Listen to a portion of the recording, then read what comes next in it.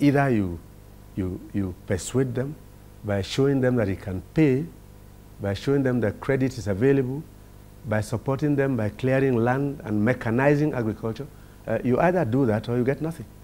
The youth, and many of them are actually willing to return to agriculture. That's the good news. But it's for us to make sure that when they come in, they don't face disappointment. For those who know the sector well in Nigeria, the problems of agriculture begins with the soil. Most of the land contains soil that is low to medium in productivity. We now have a system where we've just finished developing and publishing what we now call the geoecological map of Nigeria. Information which up to now wasn't available, where the would-be farmer can tell himself or herself that what you want to grow here won't grow there because the soil you have won't stand that crop. But if you must use it, you have to blend your fertilizer and input in such a way that there are balances in the soil nutrients which you need. There are 16 nutrients in the soil, macro and micro. Now, if any of these is short, you don't expect a good yield. You have to work harder on seeds. So the yield per hectare quadruples, and you can match what they do elsewhere. If you're doing onions in Yemen, you expect 120 tons. In Nigeria here, you're barely lucky. You're lucky if you do get a bare 10 tons of onions per hectare. Why is that so? Your cows yield 1 liter of milk per day. Cows in other countries, in some countries, are going as far as 60 liters per cow per day. Why? So these are things we have to look back at. And we have the means and the personnel to change the situation. What we need to do now is to push studies, information, scientific research, and support for the farmer to get ourselves where other countries have gotten. Of an estimated 71 million hectares of cultivable land, only half is currently used for farming in Nigeria. There is similar potential for an expansion of irrigation, which now only covers 7% of irrigable land. Most of the rural population farms on a subsistence scale, using small plots and depending on seasonal rainfall. A lack of infrastructure, such as roads, further exacerbates poverty in rural areas by isolating rural farmers from needed inputs and profitable markets. Pressure from growing population is also impacting already diminished resources. Overfarmed land, deforestation and overgrazing are severe in many parts of the country.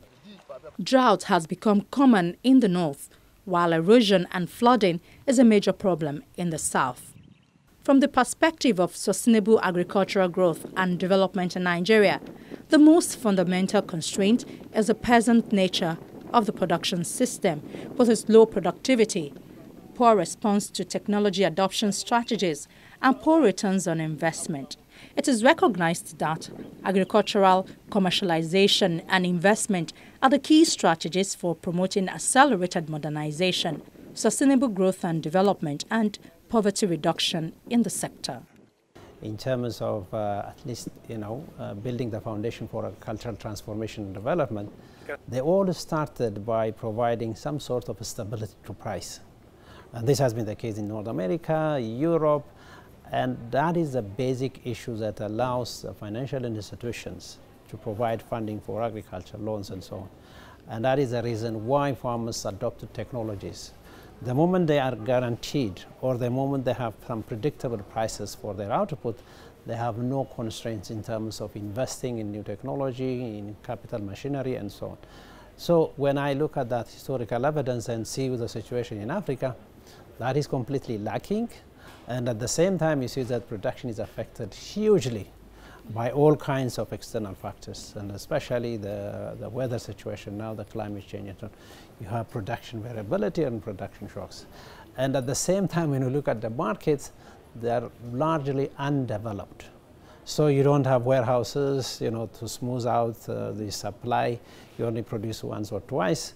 But unless you have warehouse, storage services, you cannot really constantly supply the market.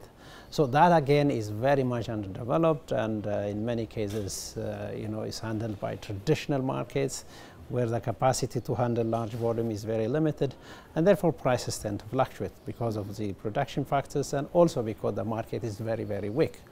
And there is also this policy intervention. Sometimes, you try to provide to consumers, and therefore the governments buy, and that creates some sort of uncertainty on the part of private traders.